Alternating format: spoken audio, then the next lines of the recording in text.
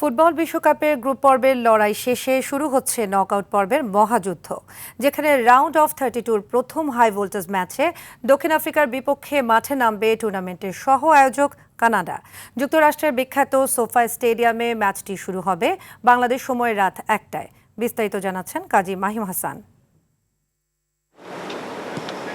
3 ম্যাচে 1 জয় ও 1 ড্র নিয়ে group B থেকে রানার্স আপ হিসেবে নকআউটে পা রেখেছে সহ আয়োজক কানাডা।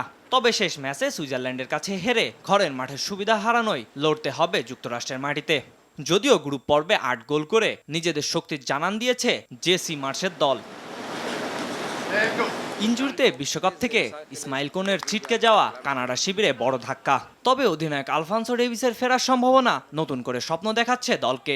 দুই দলের অতীত মুখোমুখির কোনো রেকর্ড না থাকায় প্রথম দেখায় আফ্রিকানদের দুমড়ে মুচড়ে দিতে চাইবে জেসি মার্শের শিষ্যরা।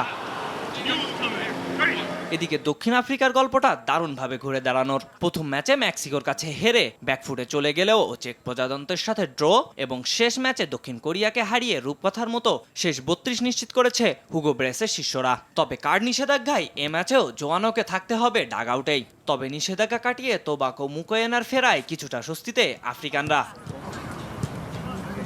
গতি ও শারীরিক শক্তিতে আফ্রিকানরা এগিয়ে থাকলেও তাদের মূল দুর্বলতা ফিনিশিংয়ে। আক্রমণের শেষ মুহূর্তে বরাবরের মতো খেই হারালে চোকাতে হতে পারে চড়া মূল্য। দুই দলের জন্য এটি বিশ্বকাপ ইতিহাসের প্রথম নকআউট ম্যাচ। ভুল করলে বিদায়, আর জিতলে মিলবে পরের রাউন্ডের টিকিট। তাই জয় নিয়ে মাঠ ছাড়তে চায় দুই দল। কাজী মাহিম হাসান, RTV।